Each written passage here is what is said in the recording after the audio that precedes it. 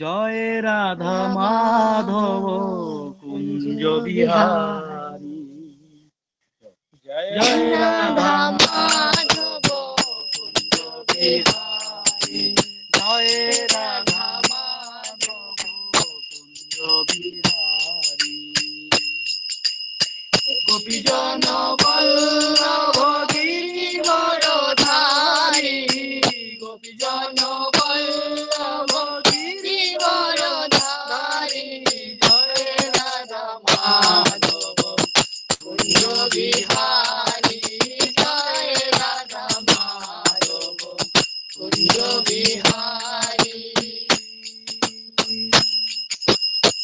যশোদানন্দন ব্রজ জন রঞ্জন, যশোদানন্দন ব্রজ জন রঞ্জন, যমুনাতীর বনচারী, যমুনাতীর বনচারী, জয় রাধা মাধব কুঞ্জ বিহারী, জয় রাধা মাধব কুঞ্জ বিহারী। হরে কৃষ্ণ কৃষ্ণ কৃষ্ণ হরে হরে, হরে রাম রাম রাম হরে হরে, হরে কৃষ্ণ কৃষ্ণ কৃষ্ণ হরে হরে, হরে রাম রাম রাম হরে হরে, হরে কৃষ্ণ কৃষ্ণ কৃষ্ণ হরে হরে, হরে রাম রাম রাম হরে হরে, হরে কৃষ্ণ কৃষ্ণ কৃষ্ণ হরে হরে, হরে রাম রাম রাম হরে হরে, হরে কৃষ্ণ কৃষ্ণ কৃষ্ণ হরে হরে, হরে রাম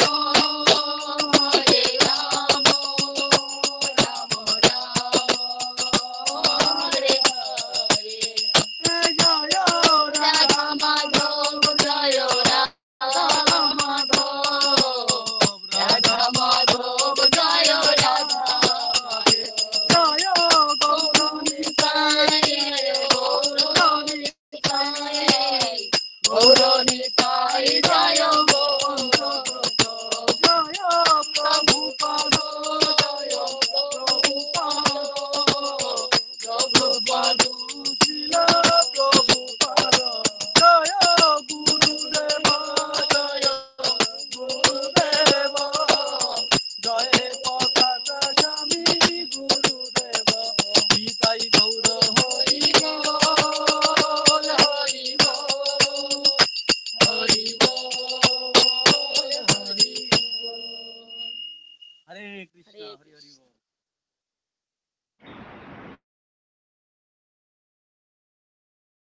নমো বিষ্ণুপদায় কৃষ্ণপৃষ্ঠায় ভূতলে শ্রীমতে জয় পতাকা স্বামিনীতি নামে। নমো আচার্য পদায় নিতাই কৃপা প্রদায়িনী গৌরকথা ধামোদয় নগর গ্রাম তারি। নমো বিষ্ণুপদায় কৃষ্ণপৃষ্ঠায় ভূতলে শ্রীমতে ভক্তি বেদান্ত স্বামিনীতি নামে।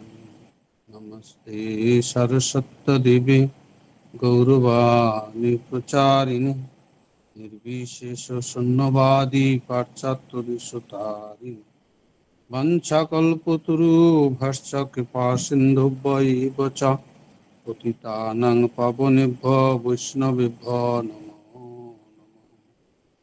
নমঃ। কাঞ্চন গৌরাঙ্গী রাধে বৃন্দাবনেশ্বরী বিশ্বভানুসুতে দেবী প্রণমামি হরি। সবাইকে দণ্ডবত প্রণতি নিবেদন। তাহলে আমরা চতুর্থ পরিচ্ছেদে 42 নম্বর শ্লোক থেকে শুরু করব। দাস্য সখ্য বাৎসল্য আর যে শৃঙ্গার চারি প্রেম চতুর্বিধ ভক্ত আধার। তাহলে এখানে বলছে দাস্য, সখ্য, বাৎসল্য আর শৃঙ্গার, এই চারটি প্রেমের মুখ্য রস। শান্ত রস এখানে বলে নাই। শান্ত রস হলো ভগবান মহান, ভগবান অনন্ত কোটি ব্রহ্মাণ্ডের মালিক, ভগবান সব কিছুকে সৃষ্টি করেছেন, ভগবান আমাদের আহার্য সম্পদাদি সব কিছু থাকা খাওয়ার ব্যবস্থা করেছেন, ভগবান সূর্যের কিরণ, চন্দ্রের কিরণ তথা সমস্ত আমাদের একটা পরিবেশ, কে কেমন পরিবেশ নিয়ে চলবে সেরকম একটা পরিবেশ সবকিছুই ভগবান তৈরি করেছে। যেমন আমরা দৃশ্য বস্তু আমরা দেখি, দ্রষ্টা, একটা কিছু আমরা চোখে যখন দেখছি তাহলে আমরা হলাম দ্রষ্টা, আর দৃষ্ট বস্তু যে জিনিসটাকে দেখছি। তাহলে এই দ্রষ্টা আমি কতক্ষণ না, এই দেহটা যতক্ষণে আমি এই দেহের মধ্যে অবস্থান করছি বিশেষ একটা সীমাবদ্ধ, আর দৃষ্ট বস্তু এটা ভগবান পূর্বে থেকেই তৈরি করেছে। এই সব বিষয়ে যারা গভীরভাবে ভগবানকে জানেন, ভগবানকে শ্রদ্ধা করেন, ভগবানকে সব সময় শ্রদ্ধার নিজের বৈষম্য রাখে, ভগবান মহান সুমহান আমরা নগণ্য, এইভাবে দাস্য রসে ভক্তরা কোনো ভগবানের সাথে ডাইরেক্ট যুক্ত হতে পারে না, ভগবান থেকে দূরে থেকে ভগবানের লীলা বিলাস দর্শন করে। তো এবং আমাদের দাস্য রস থেকে আজকে শুরু, তাই একটু হিন্স দিলাম। তো দাস্য রসে এখানে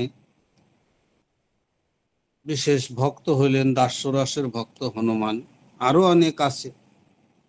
তো দাস্য রসের ভক্ত হলেন হনুমান। তিনি কিভাবে ভগবানের সাথে যুক্ত? না, ভগবানের আমি দাস, ভগবান হলো প্রভু, ভগবান আমার প্রভু, তাকে সেবা করতে হবে, তাকে সন্তুষ্ট করতে হবে, তার সব রকম সেবার মাধ্যমে তাকে আমার করাই হলো আমার কর্তব্য। আর আমি তার বিনম্র চিত্তে ভগবানের সেবা, ভগবানের আমি দাস, ভগবান আমার প্রভু, এইভাবে সেবা হনুমান করেন। তো হনুমানের আমরা রামায়ণেও দেখেছি, হনুমান এই জগতে সেবার মধ্যে অনেক, কলিযুগে বিশেষ করে, ত্রেতা যুগেও হয়েছে, কলিযুগে আরো বেশি অধিক। হনুমান যখন সেবা করে রামচন্দ্রকে সন্তুষ্ট রেখেছেন, রামচন্দ্র তার প্রতি অত্যন্ত আসক্ত। তো এইভাবে হনুমান যখন অযোধ্যায় আসে, সবকিছু যুদ্ধ সমাপ্ত করে জয়লাভ করে রামচন্দ্র অযোধ্যায় আসে, তখন অযোধ্যার ভক্তরা জানতে পারে যে ভগবান রামচন্দ্র হলেন স্বয়ং ভগবান। তাহলে আমরা অযোধ্যাবাসী হয়ে আমরা ভগবানের সেবা করছি না, এ তো ভারী অন্যায় হয়ে যাচ্ছে আমাদের। আমাদের অযোধ্যাবাসীর ভগবান, ভগবান অযোধ্যায় অবতীর্ণ হয়েছেন, আর এই সুযোগে আমরা পেয়েও আমরা ভগবানের সেবা করছি না, আর ভগবানের সেবা করছে হনুমান। তো এইভাবে, যদিও এটা চ্যাপ্টার না, কিন্তু আমি একটু সামান্য একটু হিঁস দিচ্ছি, কেমন দাস্য ভক্ত। তো এইভাবে অযোধ্যাবাসী সবাই চিন্তা করলো, তাহলে হনুমানই সেবা করতে পারবে, আমরা সেবা করতে পারবো না? আমরা হনুমানের চেয়ে উচ্চ স্তরের। হনুমান তো সাধারণত কোথায় ওর বাপের ঠিক নাই, জায়গা ঠিক নাই, কোথায় বাড়ি ঘর ঠিক নাই। যদিও হনুমানের ঠিক আছে, হনুমান হলেন কিং পুরুষ লোকের, তার ওখানকার রাজা হলো সত্রাসেন, এবং হনুমান সেখানকার রাম সীতার সবসময় আরাধনা করেন কিং পুরুষ লোকে, এবং হনুমান দেবতাদের চেয়ে উচ্চ প্রজাতির। কিং পুরুষ বলা হয় কি, এ পুরুষ না নর? কিং নর, কি নর না পুরুষ? তো এই কিং পুরুষ লোকের এরকম হনুমানের মতো চেহারা বিশিষ্ট, কিন্তু তারা দেবতাদের মতোই উন্নত, দেবতা স্তরে। তো এইভাবে হনুমান যখন আসে, তো অযোধ্যাবাসী সবাই মনে করে যে হনুমান ছোট প্রজাতির, আর ওর জাতেরও ঠিক নাই, আর ওর ঠিকানাও নাই। আনজান একজন লোক ভগবানের সেবা করবে, আমরা অযোধ্যার, আমরা নাগরিক, আমাদের প্রথম অধিকার। কাজেই আমরা কি সেবার মরে এতখানি হয়েছি, আমরা সেবা করতে পারবো না? আমরা সবাই সেবা করব। তখন অনেকে বলে যে সেবা করবেন কি করে? হনুমান তো 24 ঘন্টা সেবা করে, আমাদের সংসার আছে, ঘর আছে, স্ত্রী পুত্র পরিবার আছে, কেমনি 24 ঘন্টা ভগবানের সেবা করব? তো এরা মিটিং করলো, মিটিং এইরকম কথা উঠছে। তো তখন সবাই মিলে বুদ্ধি করলো, আমরা শিফট ওয়াইজ করব। পুলিশ সৈন্য, রাজার সৈন্য এরা ডিউটি করে না, 24 ঘন্টা ডিউটি করে। তাই বলে একজন সিপাহী তো করে না, 2 ঘন্টা করে বেটে নেয়। তো ডিউটি ওইটাই, কিন্তু বেটে নিচ্ছে। তো আমরা এক ডিউটিতে এক একটা শিফট থাকবে, এক একটা শিফট মিলে এক ডিউটি করব, 2 ঘন্টা করে করব। যেমন কেউ ভগবানের স্নান আদি ব্যঞ্জন করবে, চামর ব্যঞ্জন করবে, হাওয়া বাতাস করবে, তাদের শিফট আলাদা, তাদের চেন ওয়াইজ 24 ঘন্টার ডিউটি, একের পর এক 2 ঘন্টা করে। তো এইরকম করে পুরা অযোধ্যার লোক নিযুক্ত হয়ে গেছে। এক হনুমানের ডিউটি সারা অযোধ্যাবাসী মিলে করতেছে, এক একটা সেবার জন্য চেন সিস্টেম। 2 ঘন্টা করবে, ভগবানের পা টিপে দেওয়া, 2 ঘন্টা করবে, তারপরে আসবে, তারপরে আসবে, চলতেই থাকবে। তো এইরকম বেঁচে নিয়েছে। তো হনুমান এর সেবার কোনো জায়গা দেয়নি, হনুমানের সেবা কোনো জায়গা ফাঁকা রাখেনি। তো তারপরে শেষে হনুমান লিস্ট দেখে খুব দুঃখ হয়ে যায়। এতদিন থেকে সেবা করে আসলাম, 14 বছর সেবা করলাম, আর আমি এত বড় সিনিয়র ডিভোটি, আমার সেবার থাকলো না। ভগবানের সেবাই যদি না করতে পারি, তাহলে আমি কিষ্কিন্ধাপুরীতে যাই সেখানে সেবা করব। কিষ্কিন্ধা বলছি কিং পুরুষ লোকে, সেখানে আমি নিত্য সেবা করি, আমার নিত্য আলয় যেখানে, সেখানে যাব। এখানে থেকে আর কি লাভ? এরকম চিন্তা করছি। আর হনুমান চুপ করে আসছে, কিছু বলছে না। তো রামচন্দ্র জিজ্ঞাসা করছে, হনুমান তুমি চুপচাপ আসো, তোমার মনে কোনো দুঃখ আছে নাকি? হনুমান বলে, প্রভু আপনার কাছে থেকে আমার যদি দুঃখ আসে তাহলে কেমন হবে? আপনাকে দর্শন করা মাত্র অনন্ত কোটি কোটি জীবনের দুঃখ, দুরবস্থা চলে যায়, আর আপনার কাছে থেকে আমার দুঃখ হইতে পারে? আমি তো আনন্দে আছি। তো বলে, না, তোমার কিছু সংশয় আছে, বলো তো কি ব্যাপার হয়েছে? তো বলে যে, প্রভু কোনো সংশয় নাই, আমি একদম ঠিক আছি। তো বলে না, তোমার একটা, তুমি একটু চুপচাপ আছো, তোমার মনে একটু আঘাত আছে, তোমার মনের কথাটা আমাকে খুলে বলো। তোমার মনে যে সংশয় দেখা দিয়েছে, সেই সংশয়টা লুকালে তো হবে না, তুমি বলো আমাকে। বলে, প্রভু ওই একটু চিন্তা করছিলাম যে অযোধ্যাবাসী সবাই ডিউটি নিয়েছে, আমার ডিউটি কোনো জায়গায় রাখেন, তা আমার ডিউটি নাই, আমি কি করব তাহলে? আমি চাচ্ছিলাম আপনাকে একটু বলতে যে আমি কিং পুরুষ লোকে যেয়ে নিত্য সেবায় ওখানে যুক্ত হতে পারবো, আর এইখানে তো আপনার সেবা আমার কোনো লিস্টে কোনো নামই নাই। তো তখন রামচন্দ্র বলছে, লিস্টে নাম নাই? কোন লিস্ট দেখছো তুমি? বলছে, লিস্ট তো একটাই। বলে, না, লিস্ট দুইটা হয়েছে। তো বলে, নিয়ে আসো লিস্ট। লিস্ট নিয়ে আসছে। তো রামচন্দ্র দেখে বলতেছে, আর একটা লিস্ট আছে, ওইটা নিয়ে আসো। তো ওইটা নিয়ে আসছে। তো বলে, হনুমান বলছিল যে আপনি তো এদের গুণ খুব, আপনার সেবা করছে, আপনি স্বীকার করছেন তাদের সেবা, আর আমার তো কোনো সেবা আপনার গ্রহণ করার সুযোগ নাই, আমার রাস্তাই নাই কোনো আপনাকে সেবা করার। তো তখন ভগবান রামচন্দ্র বলছে, দেখো দ্বিতীয় নাম্বার লিস্টটা বের করো দেখি। বের করেছে। তো ওতে হনুমানের নাম প্রথমে আছে লিস্টে। তো হনুমান বলছে, দেখো তোমার নামে 1 নাম্বারে আছে। তো হনুমান বলছে, এটা কেমন? তো বলে, দেখো 1 নাম্বার লিস্টে যারা আমার সেবা করে তাদের নাম আছে, আমি তাদের সেবা গ্রহণ করি, আর তারা আমার গুণগান কীর্তন করে।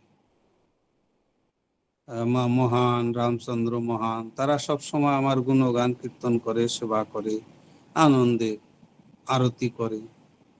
আর 2 নাম্বার লিস্টে হলো যাদের আমি প্রশংসা করি, আমি যাদের স্মরণ করি, আমি তাদের স্মরণ করি সব সময়, তাদের চিন্তন করি, তারা হলো 2 নাম্বার লিস্ট। তখন হনুমান বুঝতে পারল যে তাহলে আমার লিস্টে ভগবান আমাকে ছাড়ে না, আমার ঠিক আছে। তারপরে বলছে রামচন্দ্র, দেখো 1 নাম্বার লিস্টেও তোমার সেবা কেউ কেড়ে নেয় নাই, তোমার সেবা আছে। তো বলে, না, একটাও তো নাই কোথাও সেবা, সব ওরা করছে। তো বলছে, দেখো একটা সেবা দেখো বাকি আছে, এখানে ওরা লেখেই নেই। বলে, কি সেটা? বলে, আমার যখন হাই পাবে না, তখন চুটকি বাজানের সেবা আছে একটা, চুটকি বাজাইলে আমার হাই ছুটে যাবে, হাই আসলে চুটকি বাজাতে হবে। তো ওই চুটকি বাজানের ডিউটিটা কেউ নেয় নাই। তো বলে, তাহলে আমার ওইটা তোমাকে, তোমার জন্য রাখছে, তোমার সেবা কোথায় নাই, আছে তো। রামচন্দ্রকে হনুমান বলছে, তাহলে চুটকি আপনি বাজাবো, ভালো সেবা আছে, কিন্তু এইটা তো মাসে বছরে কখন আপনার হাইম আসবে তখন তো বাজাবো। তো তার জন্য তো আমি এখানে বসে থেকে কি করব? আমি যখন আপনার হাই আসবে তখন আপনি স- বলবেন, আমি সঙ্গে সঙ্গে এসে আমি চুটকি বাজিয়ে দিব। তো রামচন্দ্র বলছে, আমার চুটকি বাজানের, আমার হাই আসার খবর আমি জানবো কি করে, কখন হাই আসবে আমি জানবো কি করে? তো হনুমান বলছে, তাহলে কি করা লাগবে?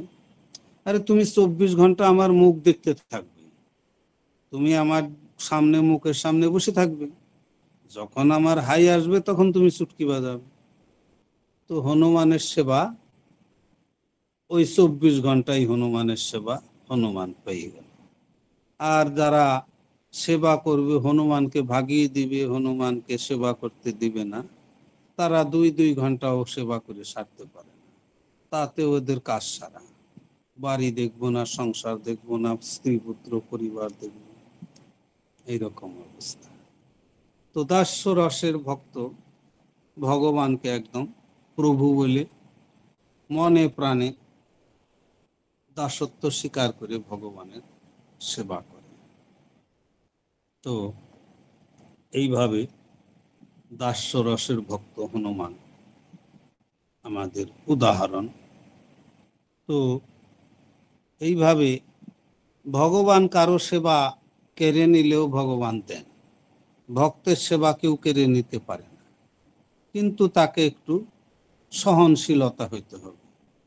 সেবা কেড়ে নিয়ে গেল আর লাঠালাঠি করে একদম আমি কেন সেবা ছাড়বো, আমি এটা আগে থেকে করে আসছি, ঝগড়াঝাটি করলে আরো অধোগতি হবে, কোনো রসই থাকবে না সেখানে। সেখানে দাস্য রসও থাকবে না, শান্ত রসও থাকবে না, কোনো রসই থাকবে না। সব রস রসের জায়গায় থাকবে, আর উনি দেখবে যে আর এক জায়গায় গেছে, বাইপাস হয়ে চলে গেছে। তো সেবায় থেকে উনি কোন লাইন ধরেছে কোনো ঠিক নেই। এইরকম হয়, যেমন আমরা দেখেছি সমুদ্র মন্থনে। সমুদ্র মন্থনে দেবতা এবং অসুর সমুদ্র মন্থন করলো। সমুদ্র মন্থন করলো, তাদের উদ্দেশ্য অমৃতের, আর নির্দেশও ভগবানের। আর তারা পুঁজিও লাগাইছে একই, সমান পুঁজি লাগিয়েছে দেবতা এবং অসুর, এবং পরিশ্রমও সমান করেছে। কেউ ছুটি নেয় নাই, ক্যাজুয়াল লিভ, সি লিভ নেয় নাই, একদম সমানভাবে ওরা পরিশ্রম করছে। অসুর বরং বেশি পরিশ্রম করছে। তাহলে পরিশ্রমও ঠিক, পুঁজিও ঠিক, তার উদ্দেশ্যও ঠিক। তো স্থান কাল পাত্র ঠিক, স্থানও ঠিক, পাত্রও ঠিক, কালও ঠিক, কোনো দিক দিয়ে কোনো কমি নাই। কিন্তু ফলের বেলায় অসুররা পাইলেন না, অসুররা ফল লাভ করতে পারলেন না, কিন্তু দেবতারা ফল পেলেন। তো ফল ভগবানের হাতে। ফল ভগবান কাকে দিবে, কি করবে, কাজ করে মেহনত করে 16 মালা জপ করার জায়গায় 64 মালা জপ করে অনেক সময় ভগবানের কৃপা লাভ তো পাই না, বরং সে আরো নিচে চলে যায়। বোঝা যায় না,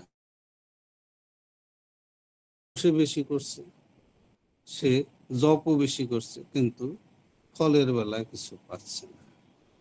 এই বিষয়ে আমরা পরবর্তীতে আলোচনা করব, দেরি হয়ে যাচ্ছে আমাদের। তো এইসব বিষয় আছে ভক্তি যোগে, খুব সুন্দরভাবে বর্ণনা আছে। তাও এটা শিবের মুখ দিয়ে, শিব বলেছে ভাগবতমে। সেই চ্যাপ্টার আসলে আমরা এই বিষয়ে খুব সুন্দরভাবে ব্যাখ্যা আছে, আমরা বলবো। এখন আমরা রস সম্বন্ধে বলবো, কেউ হয়তো বিরক্তি হয়ে যেতে পারে। তো তারপরে 43 নাম্বার শ্লোক, নিজ নিজ ভাব সবে শ্রেষ্ঠ করি মানে, নিজ ভাবে করে কৃষ্ণ সুখাস্বাদনে।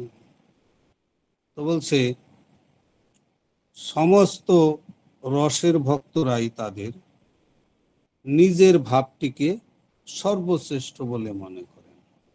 প্রত্যেকেরই এক একটা ভগবানের সাথে মিলিত হওয়ার ভাব আছে। ভগবান হলো ভাবগ্রাহী জনার্দন, তাই বিভিন্ন ভাবে ভক্তের সাথে ভগবানের প্রেমের আদান প্রদান হয়। তো তাই বলছে এক একজন এক এক রকম ভাবের, কেউ এক ভাবের কোনো, এই জড়জগতে কেউ এক ভাবের মিলবে না দ্বিতীয় তৃতীয় ব্যক্তি। খালি ভাবে মিলছে, মিলবে না বললে ভুল। কারণ সনক আদি ঋষি, সনক, সনন্দ, সনত কুমার, এরা যে 4 ভাই, এরা কিন্তু একই ভাবের লোক। এরা সব সময় যেখানেই যায় 4 জন একসাথেই থাকে। তো এইরকম ভাব আবার এক আছে। তাছাড়া বাকি সব বিভাগ, যেমন প্রচেতারা একই ভাবের ছিল, তা আছে আমাদের ভাগবতমে, নাই বললে হবে না। সবাই ভাব এক হইলে এদের ভাব এক। নবযোগেন্দ্র একই ভাবে। তো বাকি সবার ভাবের অভাব, বাকি সবার ভাব ভিন্ন ভিন্ন, কারো এক ভাবের সাথে কারো মিল নাই। তো তাই বলছে নিজের নিজের ভাবকে শ্রেষ্ঠ বলে মনে করেন। আর অপরের ভাবকে গুরুত্ব দেয় না, নিজের ভাবটাকে গুরুত্ব দেয় যতখানি। আর কেউ ভাবে আসে না, ভাবে আসে না, কোন কি হইল তার, তার পিছন দিকে তাকায় না। সেই ভাব অনুসারে তার কৃষ্ণ প্রেমানন্দ আস্বাদন। তো এইভাবে নিজ ভাবে কৃষ্ণ সুখ আস্বাদন, এইভাবে নিজ নিজ ভাবে কৃষ্ণের সাথে যুক্ত হয়ে নিজ নিজ কি অনুসারে, ভাব অনুসারে কৃষ্ণের সাথে রসে যুক্ত হয়ে কৃষ্ণ রস আস্বাদন করে। তো রসও ভিন্ন ভিন্ন, রসেও ভেদ, ভাবেও ভেদ, সবকিছুই ভেদ। কৃষ্ণের মধ্যে অনন্ত কোটি রস আছে, কিন্তু মুখ্য রস হলো এই চারটার কথা এখানে বলছে। তো বাকি রস অনেক আছে, কোটি কোটি রস আছে, এবং কোটি কোটি রসের সাথেই ভগবান আদান প্রদান করেন, কিন্তু মুখ্য রস চারটা। সেই চারটা রসের কথা এখানে বলছে।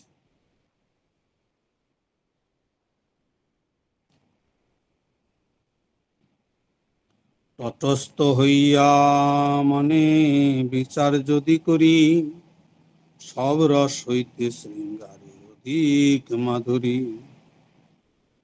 তো বলছে নিরপেক্ষ ভাবে যদি রসসমূহের বিচার করা হয়, তাহলে দেখা যায় শৃঙ্গার রসের মাধুর্য সবচাইতে বেশি। তাহলে এইখানেও খুব গুরুত্বপূর্ণ কথা এখানে বলেছেন, রস, শৃঙ্গার রস। তো যদিও তটস্থ বলে, তটস্থ শব্দ একটা আছে, তো তটস্থতা আমরা একটু জানা প্রয়োজন। তটস্থ হইল ভগবানের আর জীবের সাথে, জীব হইল তটস্থা শক্তি, আর ভগবানের যে ধাম অন্তরঙ্গা শক্তি সেখানে। আর এই জড়জগতে সম্পূর্ণটা হলো মায়া শক্তি। মায়া শক্তির মধ্যে জীব হইল তটস্থা শক্তি। তো তটস্থা শক্তির মধ্যে আবার আমরা বিশ্লেষণ করে দেখলে, তটস্থা শক্তি যে শক্তি সবসময় জীবের মধ্যে থাকে, কিন্তু সেটার ভাব বিশেষে জানা যায় না। যেমন কোনো পণ্ডিত ব্যক্তি বা প্রফেসর, প্রিন্সিপাল, সে কলেজে লেকচারার, কিন্তু সে যদি রবিবারে বাড়িতে যায়, সানডে দিন, তাহলে বাড়িতে যাই সে হয়তো গামছা পরে আছে, হয়তো বাড়িতে বাগিচা নিরাচ্ছে। তো এইভাবে যদিও তার মধ্যে আছে সেই পাণ্ডিত্য গুণটা আছে, কিন্তু সেটা তখন প্রকাশ হবে না। সে তখন সেখানে একজন চাষার মতো সে গামছা পরে হয়তো বেগুন ক্ষেত নিরাচ্ছে, হয়তো সে দাড়ি বানাচ্ছে। তো সেই পাণ্ডিত্য ভাবটা আছে, কিন্তু সেটা তখন দেখে বোঝা যাবে না, তাকে বোঝা যাবে না। তাকে কখন আমরা বুঝতে পারবো? যখন সে কলেজে যায় লেকচার দিচ্ছে, লেকচারের চেয়ারে বসছে, তখন বোঝা যাবে যে ইনি অনেক জ্ঞানী ব্যক্তি, অনেক জ্ঞান অর্জন করেছেন, অনেক এডুকেশন করেছেন, তখন আমরা বুঝতে পারব। তো তেমনি তটস্থা গুণ তাই বলে যে গামছা পরে আছে তার মধ্যে নাই, আছে, কিন্তু সেই গুণটা তখন প্রকট থাকছে না। যেমন আমরা বৈদ্যুতিক হিটার, বৈদ্যুতিক হিটারে আমরা কাজ হলো হিটারের মাধ্যমে রান্নাবাড়ি করা, খাবার বানানো। সে সব গুণ তার মধ্যে আছে, 24 ঘন্টায় তার মধ্যে খাবার বানানোর গুণটা আছে, হিটের দেওয়ার গুণ আছে, কিন্তু সব সময় প্রকট থাকে না। বিশেষ একটা সময় যখন সুইচ অন করে তখন রান্না বাড়ি করে, আবার সারাদিন বন্ধ থাকে। তাহলে গুণ থাকা সত্ত্বেও সেটা সব সময় প্রকট থাকে না, সেটাকে বলছে ততষ্ঠা শক্তি। যেমন আমরা ভগবানের ততষ্ঠা শক্তি, আমাদের মধ্যে ততষ্ঠা শক্তি আছে, কিন্তু সব সময় থাকে না। যেমন আমার দেহটা ছেড়ে জীব চেতনা চলে গেল, তখন এই দেহটার মধ্যে সেই গুণ আর নাই, সে দেহটা মৃত, তখন তাকে সবাই ফেলে দিবে। তখন আর এক দেহের মধ্যে ওই গুণ আবার সঞ্চার হয়েছে। ওই আত্মায়, ওই শরীরই, ওই ব্যক্তি, ওই জীবাত্মায় কর্ম অনুসারে আর এক দেহ পেয়েছে, সেই দেহে তখন চেতনার সঞ্চার হয়েছে। কিন্তু সেখানে তার পরিবেশ অনুযায়ী, সেখানে পরিবার অনুযায়ী তার স্বভাবে বদলি হয়ে গেছে। স্বভাবও বদলি হয় দেহে অনুসারে। যেমন একজন মানুষ, সে কত রকম রস আস্বাদন করে, চাটনি, পায়েস, আম, মিশাল সবজি, পনির, তারপরে আম, তারপরে ওই কি বলে, অনেক রকম যেমন আইটেম সে আস্বাদন করে। আর যখনই সে আবার পরবর্তী দেহ গরুর হয়ে আসবে, তখন তার ভাব সেটা থাকবে না। তখন বলবে না যে একটু চিনি দাও, একটু চা বানাবো, কফি বানাবো, সেটা বলবে না। তখন গাই হয়ে যখন সে জন্মগ্রহণ করবে, তো মানুষ বাচ্চাকে চাটে না, আর গাই হয়ে যখন জন্মগ্রহণ করবে তখন সে বাচ্চাকে চাটবে। মানুষ লালন পালন করে মানুষ করে, তো ভাবে বদলি। গাই হয়ে যায় ঘাস খাবে, তখন বলবে না যে আমার একটু চাটনি লাগবে, এইরকম সবজি লাগবে, পনিরের সবজি লাগবে, বা একটু আহ ধোকা খেতে হবে, ধোকার সবজি লাগবে, ওটা লাগবে, বিশাল সবজি চাই, শুক্তা চাই, ডাল চাই, এরকম কিছু চাই। তখন তার এক ঘাস হলে খেয়ে যাবে পেট ভরে। তার জন্য কোনো সবকিছু বদলি হয়ে গেল। এইভাবে রস বদলি হয়, ভাব বদলি হয়, সবকিছুই বদলি হয়ে যায়। তো আমরা এইখানে দেখছি তটস্থা শক্তি, সেই তটস্থা শক্তি আমাদের সব সময় প্রকট থাকে না, কোনো সময় প্রকট হয়, কোনো সময় গুণটা থাকে, কিন্তু তখন প্রকট অবস্থায় দেখা যায় না। তো হরে কৃষ্ণ। আমি তো বুঝতে পারছি না। আচ্ছা, তো এইভাবে আমরা দেখছি তাহলে তটস্থা সামান্য একটু বললাম। এখন আমরা বিচার করব যে শৃঙ্গার রস, মধুর রস, যেটা এই শ্লোকের মুখ্য উদ্দেশ্য। তো শৃঙ্গার রস বা মধুর রস, এটা সর্বোত্তম। যেমন সর্বোত্তম না, এর উপরেও আছে, এর উপরে আবার দুই ভাগ আছে। তো স্বকীয়া রস, পরকীয়া রস। তো মধুর রস এখানে গুরুত্ব দিয়েছে। তো মধুর রসেরই দুইটা ভাগ আছে। যেমন দ্বারিকায় ভগবান কৃষ্ণের 16,108 জন বিবাহিত পত্নী, তাদের সাথে ভগবান স্বকীয়া রস আস্বাদন করেন। স্বকীয়া রস হলো পতি পত্নীর ভাব। এই রস অতখানি উত্তেজনার সৃষ্টি করে না। সে জানে যে আমার পতি, আমি তার কাছ থেকে যেটা আমার প্রাপ্য ওটা পাবই। এত তৎপর থাকে না, এত আকর্ষণ থাকে না, এত মানে উত্তেজনা থাকে না। আমার পতি আমি যখন খুশি আমি পাবই, আর পতিও মনে করে আমার স্ত্রী আমার যখন খুশি তখন পাবই। অতখানি উদ্রেগের কারণ থাকে না। আর পরকীয়া রস উদ্বেগ থাকে। পরকীয়া রস যেমন কোনো স্ত্রী পর পুরুষে আসক্ত হয়ে গেছে, তখন সে বাড়িতে যাতে বুঝতে না পারে কাজ করে, সব কাজই করে, বাড়ির কাজ, ঝাড় দেওয়া, যত কিছু সব যত্ন সহকারে করে, কিন্তু তার মনটা থাকে পরপুরুষ তার দিকে, কখন তার সাথে মিলন হবে সেই দিকে থাকে আকর্ষণ। তো এটা মানে তৎপরতা থাকে প্রচন্ড, তাদের মধ্যে আকর্ষণ থাকে, তাদের মধ্যে সব সময় তন মন সবকিছু ওই দিকেই থাকে, কখন এদের কাছ থেকে ছুটকারা পাবো তার সাথে মিলবো। তো এইটাকে বলে, এই জড়জগতে যদিও এটা নিকৃষ্ট, কিন্তু প্রাকৃতিক জগতের উৎকৃষ্ট। প্রাকৃতিক জগতে, অপ্রাকৃত জগৎ, প্রাকৃতিক জগতে হলো নিকৃষ্ট, আর অপ্রাকৃত জগতে এটা সবচেয়ে উৎকৃষ্ট। প্রাকৃত জগতের এই যে প্রেম, এই এটাকে তুলনা করছে ঘৃণার বস্তু বলে, এটার মধ্যে কোনো আনন্দ নাই, খানিক সুখ, তারপরেই আবার সেরকমই, এর মধ্যে কোনো আনন্দ নেই। কিন্তু এটা অপ্রাকৃত জগতে খুব গুরুত্বপূর্ণ।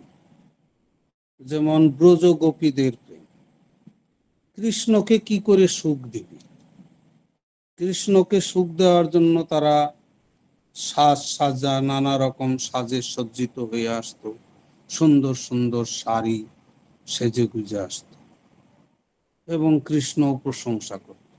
আর কৃষ্ণও তাদের সুখ দেওয়ার জন্য দর্শন কেমনি সেসব দিক। কিন্তু এইখানে তো আরো গভীর আছে, কিন্তু সময় তো অতটা আমাদের নাই, কাজেই শর্ট হিসাবে একটু বলবো। যেমন আমরা স্বকীয়া রস হলো কি, নিজের জন্য চিন্তা, পরকীয়া রস, সরি, পরকীয়া রস হলো নিজের জন্য চিন্তা করে না, সে কৃষ্ণের জন্য চিন্তা করে, কৃষ্ণকে কি করে সুখ দেবে, কৃষ্ণ কিসে সন্তুষ্ট হবে, কৃষ্ণ কিসে আনন্দ পাবে, সেটা হলো গোপীদের ভাব। আর কৃষ্ণের ভাব কি, কি করে গোপীদের আনন্দ দেব, গোপীদের কি করে সুখ দেব, গোপীরা আমার জন্য আসছে, এত দূর হেঁটে আসছে, তাদের কি করে পা টিপে দেব, তাদের পায়ে ব্যথা হয়েছে, তাদের শরীরে হাত বুলিয়ে দিয়ে তাদের ক্লেশ ক্লান্তি দূর করে নেব। এইরকম কৃষ্ণের চিন্তা যে গোপীরা যে কষ্ট করছে, পরিশ্রম করছে, ওদের সুখ দেওয়ার।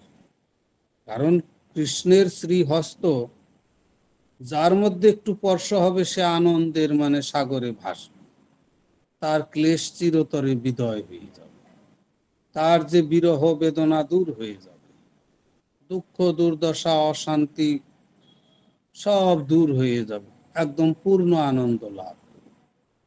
কৃষ্ণ চায় তাকে পূর্ণ আনন্দে ডুবিয়ে রাখা, আর গোপীরা চায় ভগবান কৃষ্ণকে আনন্দে ডুবিয়ে রাখা।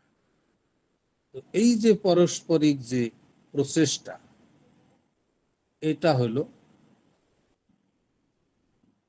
একে বলে পরকীয়া রস। পরের জন্য চিন্তা, নিজের কি আছে না আছে, নিজে মরবো কি বাঁচবো সেই জন্য চিন্তা করে। যেমন কৃষ্ণের মাথা ব্যথা হয়েছিল, নারদ মুনিকে কৃষ্ণ বলেছে যে আমার মাথা ব্যথা করছে, জ্বর হয়েছে, তুমি আমাকে পদধূলি যদি, ভক্ত পদধূলি যদি পাই, তাহলে আমার মাথা ব্যথা জ্বর সেরে যাবে। নারদ মুনি চিন্তা করছে, আমি নরকে যাব নাকি, আমি ভগবানকে পদধূলি দিব, তাহলে তো আমার অনন্ত কোটি কোটি সালের সাধনা সব এক ঝাটকায় চলে যাবে, আমি একদম অনাদিকাল নরকগামী হয়ে যাব, না, এটা দেওয়া যাবে না। তো নারদ মুনি চালাকি করে বলছে, প্রভু তাহলে দেখি কোন ভক্তের পদধূলি পাওয়া যায় নাকি। বলছে হ্যাঁ দেখো। তো নারদ মুনি চিন্তা করছে, সবচেয়ে বড় এই ব্রহ্মাণ্ডে ব্রহ্মা বড় ভক্ত, শ্রেষ্ঠ ব্রাহ্মণ, তাহলে ব্রহ্মার কাছে যাই। ব্রহ্মার কাছে যেই বলছে, কৃষ্ণের মাথা ব্যথা জ্বর, আপনি যদি পদধূলি দেন তাহলে কৃষ্ণ ঠিক হয়ে যাবে। তো ব্রহ্মা বলছে, নারদ তোমার কি বলছো, তোমার জ্ঞান আছে, তুমি বুঝতে পারছো কার কথা বলছো? বলছে হ্যাঁ, বুঝতে পারছি। তাকে, সে হইল অনন্ত কোটি ব্রহ্মাণ্ডের মালিক, আমি তার শ্রীচরণের ধূলিকণা বরাবর না, আমি তার পদ ধূলি দিব, আমি কোথায় যাব? আমার ব্রহ্মত্ব তো চলেই যাবে, চলে যাবে। আমার হায়ার অ্যাবাউট চেতনাই কোথায় যাবে ঠিক নেই। আমি মরবো নাকি তাকে পদধূলি দিয়ে? তুমি আমার আমার পথটা তুমি মানে সর্বনাশ করতে চাও আমার, তুমি যাও, আমি পদধূলি দিব না, দিতে পারবো না। ওইটা ওইটা কথা বললো না আমার। তখন শিবের কাছে গেছে, শিবও সেরকম বলে দিয়েছে, এই যে অনন্ত কোটি ব্রহ্মাণ্ডের মালিক, যে ভগবান, যার নাম করলে সব পাপ বিনষ্ট হয়ে যায়, তাকে আমি পদধূলি দিব? আমার পাপের পাহাড় হয়ে, যেহেতু আমি অনাদিকালে রেহাই পাবো না, পাহাড়েরও কোনো স্থায়িত্ব থাকবে না। না না, আমি এটা দিতে পারি না, তুমি অন্য কারো কাছে যাও। তো ইন্দ্রের কাছে গেছে। ইন্দ্র তো আরো ধন্যতা দেখিয়েছে, ধর আমি ভক্তই না, আমার পদধূলি, আমি যোগ্যতা আছে ভগবানের চরণে, কত অপরাধ করি আমি, আর আমি ভক্ত কোথায়? আমি ভক্ত হইতে পারি না, আর আমি পদধূলি দিয়ে আমার সাধারণ ছোট্ট একটা পদ, ইন্দ্রের পদ, সবচেয়ে সংশয়পূর্ণ, এমনি টেনশনে থাকি, তুমি আরো টেনশন দিতে আসছো। তুমি অন্যদিকে দেখো, আমি আমাকে ওই সব কথা বলে, আহ, আর আমি ভক্তের মধ্যেই পড়ি না। তো এইভাবে নারদ মুনি সব জায়গায় ঘুরে সেই পায় নাই। তো সেটা ভগবানের কাছে যে বলছে নারদ মুনি, যে কেউ তো দিতে রাজি হলো না। তো বলে, তুমি কোথায় গেছিলে? বলে, এই জায়গায় গিয়েছি। আরে তুমি ব্রজভূমিতে যাও, গোপীদের কাছে চাও। তখন নারদ মুনি গোপীদের কাছে গেছে, রাধারানী আদির কাছে। রাধারানী যেই শুনছে যে কৃষ্ণের মাথা ব্যথা, জ্বর, সঙ্গে সঙ্গে বলছে, না না, আমি তাড়াতাড়ি নাও, নাও, পদধূলি দিলে যদি ঠিক হয়ে যায়, নাও। সব গোপীদের পদধূলি, সবাই গোপীরাও আনন্দের চোটে সবাই বলছে, পদধূলি দাও, দাও, দাও। তো নারদ মুনি অবাক হয়ে গেছে। নারদ মুনি বলছে, এরা পাগল নাকি? এই পদধূলি দিবে যে, এদের অবস্থা কোথায় যাবে? আর এরা চিন্তাই করে না, এদের তো ভক্তি তত্ত্বই জানে না এরা। তখন নারদ মুনি বলছে, তোমাদের এই ভগবান কৃষ্ণকে পদধূলি দিয়ে তোমার অবস্থা কোথায় যাবে জানো? তো বলে, রাধারানী বলে, আমার অবস্থার চিন্তা আমি করি না, ভগবানের অবস্থা যাতে ভালো হয় সেটা দেখেন। আমার অবস্থা, আমি মরে যে অস্তিত্ব থাক আর না থাকে, ভগবানের অস্তিত্ব যাতে নিত্য থাকে এবং নিত্য সুখে থাকে, ভগবানের যাতে কোনো রকম পরিশ্রম না হয়, তার জন্য আমার দেহের আমি চিন্তাও করি না, আমার কোনো কিছুর চিন্তা করি না, ভবিষ্যতের চিন্তা আমরা করি না। আমার কৃষ্ণের ভবিষ্যৎ দিয়ে কথা। তো গোপীদের কথা শুনে কৃষ্ণ, নারদ মুনি অবাক হয়ে গেছে, আর এটা কেমন ব্যাপার? তো ভগবানকে দিছে পদধূলি। তো ভগবান বলছে, দেখলা নারদ, এরা হলো আমার প্রকৃত ভক্ত। তো এইভাবে এইখানেও ভক্তির রস আছে। তো তাই গোপীদের কোনো চিন্তা নাই, এইটা হলো পরকীয়া রসের একটু উদাহরণ। গোপীরা কেমন ভাবে কৃষ্ণকে ভালোবাসে, আর কৃষ্ণ গোপীদের কেমন ভালোবাসে, এইটা হলো গভীরতা। একে অপরের জন্য সবকিছু দিতে প্রস্তুত, সুখ সবকিছু ছেড়ে দিতে প্রস্তুত তার সুখের জন্য। গোপীদের সুখের জন্য কৃষ্ণ সব সময় তৎপর, কি করে তাদের সুখ দিবে সেই চিন্তা সদা। আর গোপীদেরও সবসময় কৃষ্ণকে কি করে সুখ দেওয়া যায়, কৃষ্ণকে কি করে আনন্দ দেওয়া যায়, কৃষ্ণ কি করে সুখী থাকবে সেই চিন্তা। এইটাকে বলছে পরকীয়া রস। আর এই রসের মাধ্যমেই ভগবান এই সৃষ্টি পালন করেন।